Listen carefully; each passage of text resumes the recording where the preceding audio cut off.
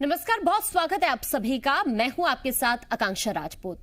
दुनिया कोरोना महामारी की चपेट में है। लगभग सभी देश इस महामारी के चलते तमाम आर्थिक सामाजिक संकट झेल रहे हैं। भारत भी इससे अछूता नहीं है। यहां हजारों नहीं बल्कि लाखों जिंदगियां प्रभावित हुई हैं। स्वास्थ्य और सामाजिक क्षेत्र में नई चुनौतियों से निपटने के लिए एकजुटता की दरकार है। इस दौर में कोरोना वायरस से निपटने के साथ ही अर्थव्यवस्था को दोबारा खड़ा करने की भी चुनौती है। ये सच है कि कोरोना की वजह से भारत के सामने अनगिनत चुनौतियां खड़ी हो चुकी हैं, लेकिन भारत के दृढ़ संकल्प और प्रयासों के सामने कोरोना की चुनौतियां बौनी साबित हो रही हैं। संकट के इस दौर में कुछ ऐसे लोग भी हैं जो एक कदम आगे आते हुए समाज और अर्थव्यवस्था की तस्वीर बदलने के लिए प्रयासरत हैं।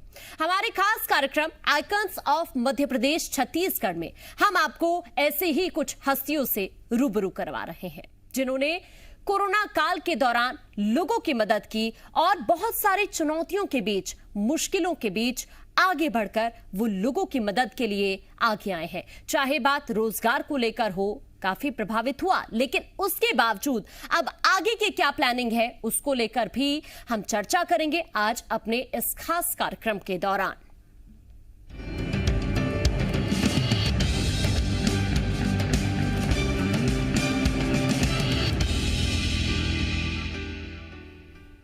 तो अब हमारे साथ आज कुछ खास मेहमान जुड़ रहे हैं चर्चा में। सबसे पहले आपसे परिचय करा देती हूं। हमारे साथ ओम प्रकाश सकलेचा जी एमएसएमई मंत्री हैं मध्य प्रदेश के, जुड़ेंगे। साथ ही डॉक्टर सुबोध वार्ष्णेय जी मेडिकल डायरेक्टर हैं Siddhanta red cross super speciality hospital Bhopal से, और साथ ही डॉक्टर साधना सोडानी जी हैं, डायरेक्टर हैं सोडानी डायग्नोस्टिक सेंटर इंदौर से हमारे साथ। बहुत स्वागत है आप सभी का जी मीडिया पर।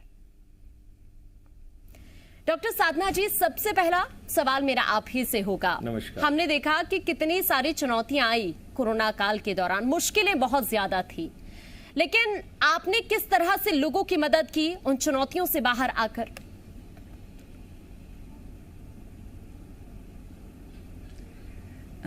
कोरोना काल में सबसे इम्पोर्टेंट, जब कोरोना आया था तब उसकी टेस्टिंग की कोई सुविधाएं नहीं थी और टेस्टिंग की लैब्स भी उपलब्ध नहीं थी। तो सबसे इम्पॉर्टेंट था टेस्टिंग करना, क्योंकि टेस्टिंग जब तक सही नहीं होगी, डायग्नोसिस नहीं होगी और ट्रीटमेंट नहीं होगा। तो हमारी चूँकि डायग्नोस्टिक लैब है और जो NABL एक्रीडिटेटेड थी, और सब इस कोरोना की टेस्टिंग में NABL लैब को आसानी से काम हम कर सकते थे। तो हमने सबसे पहले अपनी लैब को डेवलप किया RT-PCR के लिए। RT-PCR एक नई विधि से जांच करने की विधि है, जिसमें कि नई मशीनें होती हैं, उसकी टेक्निक्स अलग होती है। तो हमने मशीनों को, उसके इंफ्रास्ट्रक्चर को और हमारे जो साइंटिस्ट हैं उनको तैयार किया, लैब टेक्नीशियंस को तैयार किया और हम टेस्टिंग के लिए आगे बढ़े। उसके बाद आती थी कोरोना टेस्टिंग सैंपल लेने की, क्योंकि यह सैंपल एक अलग तरीके से लिया जाता है। नेजल स्वाब लिया जाता है, थ्रोट स्वाब, और पूरी तरह से प्रोटेक्ट करके लिया जाता है, क्योंकि मरीज के सामने हम रूबरू होते हैं तो डर लगता है कि कहीं हमें इन्फेक्शन ना हो जाए। तो टेक्नीशियंस का हौसला बढ़ाना, उनको प्रोटेक्शन करवाना कि उन्हें ना इन्फेक्शन हो, और उनको पूरी PPE किट और सभी सुविधाएं देना।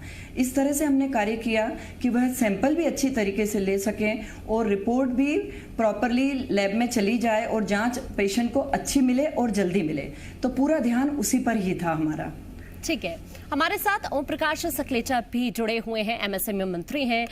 ओम प्रकाश सकलेचा जी, मेरा आपसे सवाल है। देखिए, कोरोना काल में जो सबसे ज्यादा प्रभावित हुआ वो रोजगार हुआ। रोजगार को गति देने के लिए क्या कुछ प्लान है सरकार का?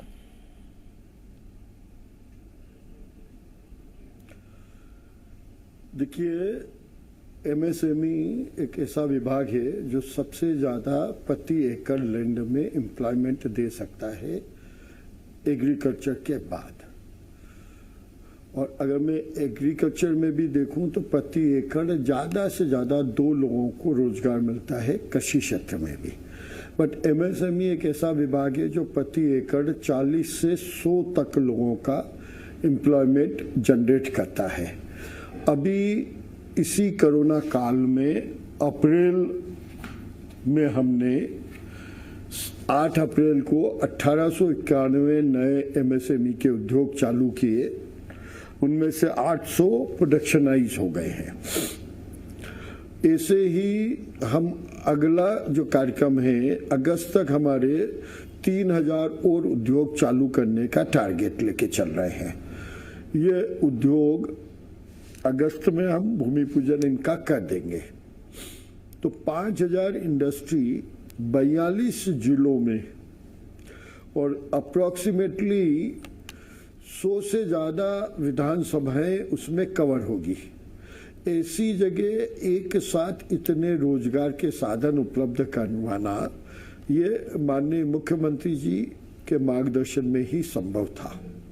और उनका सबसे ज़्यादा प्रेशर अभी यही है, इसी बात पर है कि ज़्यादा से ज़्यादा रोजगार के साधन उपलब्ध कराओ और डायरेक्ट रोजगार के साथ इनडायरेक्ट रोजगार भी बहुत मिलता है। क्योंकि जब एक छोटी फैक्ट्री भी लगती है तो 4 ट्रांसपोर्टर भी लगेंगे, वहाँ चाय की दुकानें भी खुलेगी, गाड़ियाँ भी किराए पे लगेगी, माल भी आएगा, गोडाउन भी होगा, बैकवर्ड इंटीग्रेशन होती है, फॉरवर्ड इंटीग्रेशन होती है। इससे एक बहुत बड़ा रोजगार की चैनल खुलती है। और ये क्षमताएं कोरोना के काल में दुनिया का जब सबसे बड़ा डिजास्टर आया तो भी हमारे माननीय प्रधानमंत्री एवं माननीय मुख्यमंत्री के बहुत दूरदृष्टि विजन के कारण ये सब संभव हो पा रहा है। जी, यानी कि तमाम प्रयास इस वक्त किए जा रहे हैं रोजगार को बढ़ावा देने की दिशा में। डॉक्टर सुबोध, अगर कोरोना काल की मैं बात करूं तो बहुत सारी चुनौतियां रही हैं। आपसे मैं जानना चाहूंगी किस तरह की चुनौतियां आपके सामने रही और कैसे आपने लोगों की उस वक्त मदद की है?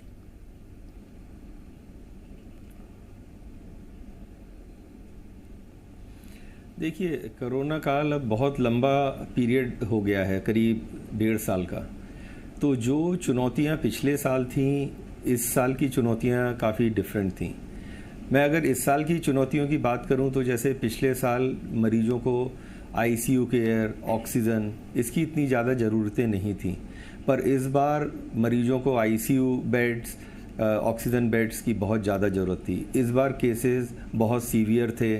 इस बार यंग पेशेंट्स काफ़ी आए थे, गंभीर रूप से अफेक्टेड पेशेंट्स थे इस बार। दूसरा, पिछले 1.5 साल से जो चल रहा था कि रोज़गार और इंडस्ट्री अफेक्ट हुई थी, तो उससे लोगों के पास पैसे की भी कमी थी, रोज़गार लोगों के बंद थे। इस समय हम लोगों ने जो मेन चीज़ें जूझी कि मरीज के पास पैसे की कमी, तो वो इलाज नहीं करा पा रहे थे, तो उनको हमने आयुष्मान के उसमें लिया है काफ़ी मरीजों को। दूसरा, आईसीयू बेड्स हम लोगों को बहुत क्रिएट करने पड़े। ऑक्सीजन की बहुत परेशानी आई थी, कुछ दिनों के लिए करीब 15 दिन ऐसे थे कि रोज़ रात को 2-2, 3-3 घंटे हम लोगों को जगना पड़ता था 12 बजे के बाद ऑक्सीजन अरेंज करने के लिए। इंजेक्शन रेमडेसिविर की परेशानी थी। जितने भी दवाइयाँ इसमें थी कोरोना के इलाज के लिए, हायर ट्रीटमेंट के लिए, उन सब की बड़ी कमी थी। तो हम लोगों का बहुत सारा समय इन चीज़ों पे जूझने में भी लगा। कुछ चीज़ें ऐसी थी जो एक्स्ट्रा हमको करनी पड़ रही थी, जैसे कि पब्लिक ट्रांसपोर्ट बंद था, दुकानें बंद हैं, तो स्टाफ के लिए ट्रांसपोर्ट अरेंज करना, स्टाफ के लिए खाना पीना अरेंज करना, अगर वो बीमार पड़ते हैं तो उनकी देख रेख करना। तो इस तरीके की इस बार चुनौतियां थी जो काफ़ी डिफरेंट थी पिछले साल की चुनौतियों से। यानी कि आपने कई बातों का जिक्र किया, चाहे वो रेमडेसिविर इंजेक्शन को लेकर हो या फिर बेड्स की कमी, और उसके अलावा अगर बात की जाए तो स्टाफ का हौसला बहुत बड़ी चीज हो जाती है कि स्टाफ पूरी तरह से काम पर डटा रहे। डॉक्टर साधना, आपके पास मैं आना चाहूंगी, आपने अपने स्टाफ का हौसला कैसे बढ़ाया कोरोना की दूसरी लहर के दौरान? उनके बीच में जाकर ये हौसला बढ़ाना पड़ा कि हम आपके साथ हैं, आप जिस परिस्थिति में हैं हम भी उस परिस्थिति में हैं। और मैं तो सबसे ज़्यादा एग्जाम्पल दिया करती थी कि जब आपके सर जो हैं, जो 60 इयर्स के हैं, उनको डायबिटीज़ है और सब परेशानियां, वो एक भी बार कोरोना से अफेक्टेड नहीं हुए तो आपको भी कुछ नहीं होगा। आप अपना मानसिक हौसला बनाए रखिए, डाइट अच्छी लीजिए, अपने आप को प्रोटेक्टेड रखिए, आपको कुछ नहीं होगा। और उन्हें कुछ नहीं हुआ, और जिनको हुआ वो भी बहुत जल्दी ठीक हो गए और वो वापस काम पर आ गए। हमारे साथ लगातार एमएसएमई मंत्री भी बने हुए हैं ओम प्रकाश सकलेचा जी। अगर मैं बात करूं कोरोना की दूसरी लहर की, तो आपने अभी जिक्र भी किया था कि रोजगार को बढ़ावा देने के लिए तमाम कदम राज्य सरकार इस वक्त उठा रही है, लेकिन दूसरी तरफ हम देखें तो मध्य प्रदेश को आत्मनिर्भर बनाना है। इस दिशा में राज्य सरकार कैसे आगे बढ़ रही है?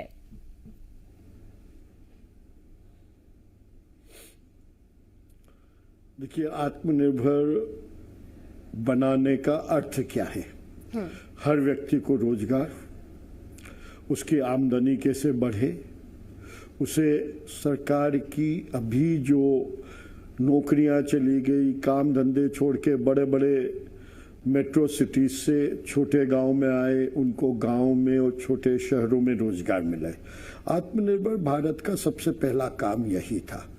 लेकिन आत्मनिर्भर भारत के साथ ही हमने इन विषयों पे भी अभी फोकस किया, जैसा अभी आप चर्चा कर रही थी कि ऑक्सीजन में मध्य प्रदेश कैसे आत्मनिर्भर हो, क्योंकि ऑक्सीजन की डिमांड 15 दिन में 4 गुनी हो गई। 4 गुना कोई भी फैक्ट्री का प्रोडक्शन 15 दिन में नहीं हो सकता है। ये सिर्फ कुशल नेतृत्व के कारण हमने 8 दिन में ऑक्सीजन की व्यवस्थाएं करी। फिर कई और चीजें ऐसी हुई, आईटी ट्रेड में बहुत बड़ा मेजर परिवर्तन आया। आईटी में जितने भी काम थे सब धीरे धीरे वर्क टू होम कल्चर में आया।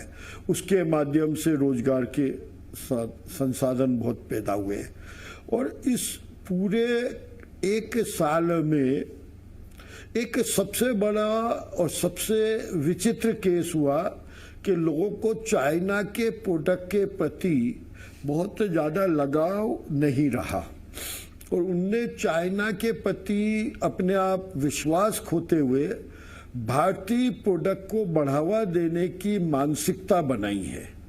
और उसी मानसिकता के कारण एक साथ पिछले आप ये समझो 3-4 महीने में 5000 नए उद्योग मध्य प्रदेश जैसे राज्य में आना अपने आप में बहुत बड़ी बात है। तो इस आत्मनिर्भर भारत का संदेश केवल भारतवासी दुनिया में किसी भी कोने में रहा हो, उसने भारत में आके भारत में कुछ प्रोडक्शन हो, उसमें अपना योगदान देने के लिए बहुत तत्परता से आगे आया।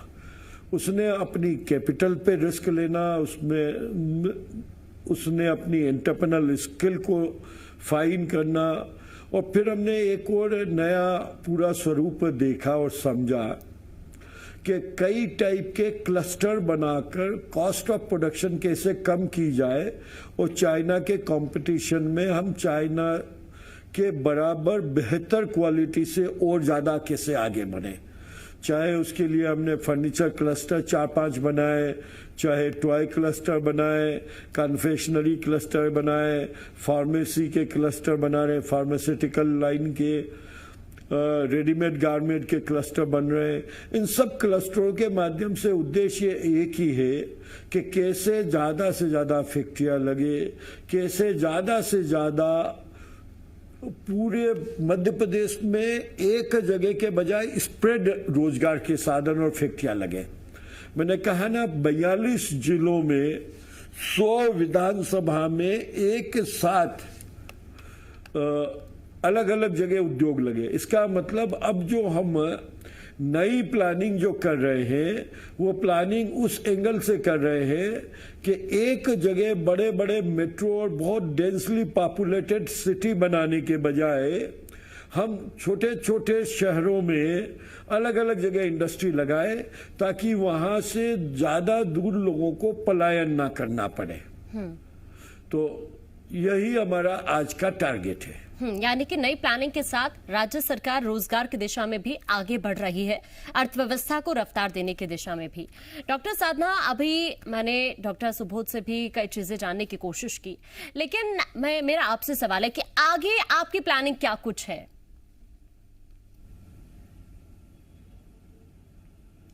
आगे प्लानिंग की कोविड के लिए कि कैसे? कोविड के लिए। कोविड के लिए, कोविड का जैसे कि कह रहे हैं कि वेरिएंट आ रहा है, जीनोम सीक्वेंसिंग से भी मालूम पड़ रहा है कि वेरिएंट आ रहा है और डेल्टा भी वेरिएंट मिले हुए हैं, तो उनके लिए हमको प्लानिंग करना तो ज़रूरी है, क्योंकि हो सकता है कि तीसरी लहर आए और किस रफ्तार से आए। तो उसकी पूरी प्लानिंग में सबसे इम्पॉर्टेंट है कि हम अपने आप को मानसिक और फिर अपने इक्विपमेंट वाइज पूरी तरह सुसज्जित रखें कि यदि आए भी वो तो हम मोर एक्सपीरियंस्ड हैं, हमारे पास अच्छा एक्सपीरियंस है, हमारे पास ज़्यादा अच्छा मेन पावर है, इक्विपमेंट्स हमारे अच्छे हैं, किट्स की व्यवस्था हम लोग कर सकते हैं अब, तो हमें कोई चिंता नहीं है। हम इस लहर को आगे की व्यवस्था जैसे भी आएगी, भगवान ना चाहे कि इतना तेज़ आएगी, क्योंकि वैक्सीनेशन बहुत अच्छा हो रहा है तो बहुत ज़्यादा तो नहीं आएगी, पर जैसे भी आएगी हमारा पूरा भारत, हमारा सब लोग तैयार हैं, इसको हम बहुत ही अच्छी तरीके से लेकर जाएंगे और सब लोग सुरक्षित हो जाएंगे, ऐसी मुझे पूरी आशा है। जी, डॉक्टर सुबोध, अभी डॉक्टर साधना भी कई बातों का जिक्र कर रही थी, लेकिन बहुत ज़रूरी है कि कोरोना की जब दूसरी लहर थी, बहुत ज़्यादा सिचुएशन क्रिटिकल हुई, लेकिन उस वक्त में पर्सनल लाइफ और प्रोफेशनल लाइफ कैसे आपने इसको बैलेंस किया?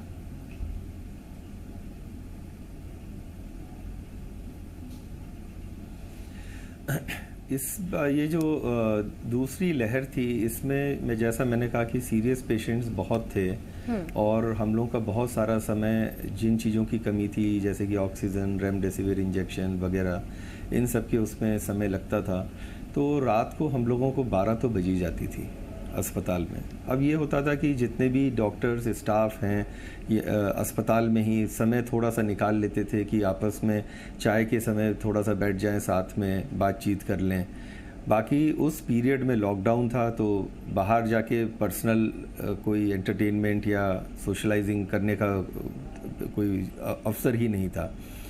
पर्सनल लाइफ आप ये बोलें तो ज़्यादातर अस्पताल में ही बीती उस समय, पर घर वालों ने इसमें काफ़ी साथ दिया। उनको समझ आया कि हम लोगों की बहुत ज़रूरत है अस्पताल में, तो इसीलिए उन लोगों ने भी काफ़ी कॉम्प्रोमाइज़ किया। ओम प्रकाश सकलेचा जी, इस वक्त की अगर मैं बात करूं, हालांकि अब हम पूरी तरह से कोरोना के जो केसेस सामने आए उस पर काबू पाने में कामयाब हुए हैं, लेकिन इस वक्त जिस तरह आपने कई बातों का जिक्र किया, नई प्लानिंग क्या कुछ है राज्य सरकार की रोजगार को बढ़ावा देने की दिशा में, उसका आपने जिक्र किया, लेकिन क्या आपको नहीं लगता कि अर्थव्यवस्था को गति देने में ये बहुत बड़ी चुनौती है?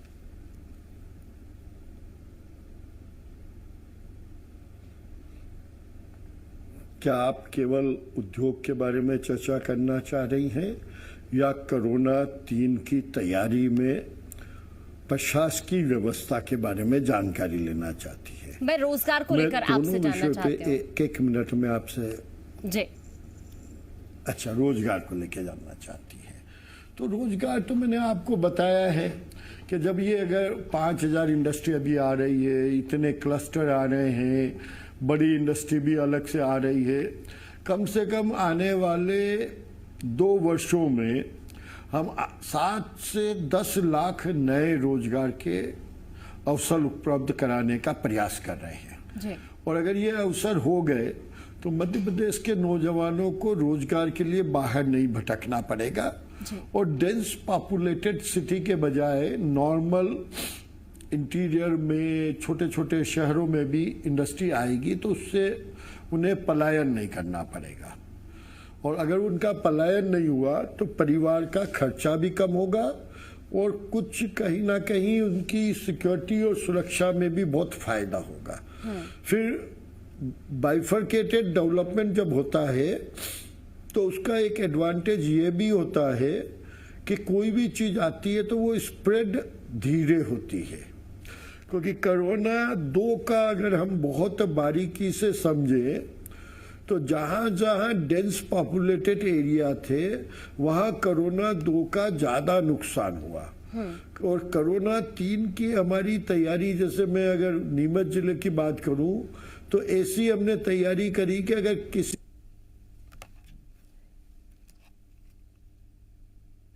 शायद कोई टेक्निकल इशू है, जल्द से दुरुस्त कराएंगे हम। लेकिन अभी आप सुन रहे थे मंत्री ओम प्रकाश सकलेचा को भी, उनकी तरफ से जो कदम आगे उठाए जा रहे हैं रोजगार की दिशा में, तीसरी लहर को लेकर सरकार की तैयारी क्या कुछ है, उसको लेकर भी जो कदम सरकार की तरफ से उठाए जा रहे हैं उसको लेकर भी जानकारी अभी ओम प्रकाश सकलेचा जी दे रहे थे। लेकिन अब हम आपको सम्मानित करना चाहते हैं क्योंकि आप सभी आइकन्स ऑफ मध्य प्रदेश हैं। अगर ओम प्रकाश सकलेचा जी, जिस तरह से आपकी तरफ से कई बातें कही गई हैं कि आप किस तरह से आगे जो प्लानिंग है आपकी रोजगार की दिशा में, कोरोना की तीसरी लहर से निपटने की दिशा में जो कदम उठाए जा रहे हैं, अभी तक जो कदम आपने उठाए हैं कि रोजगार को बढ़ावा मिले और साथ साथ कोरोना की दूसरी लहर को भी किस तरह से आपने काबू पाने में तमाम कदम उठाए और हम सफल भी हुए, उसके लिए हम आपको सम्मानित करते हैं। तो आप आइकन्स ऑफ मध्य प्रदेश हैं और इसीलिए हम आपको आज सम्मानित कर रहे हैं जी मीडिया को।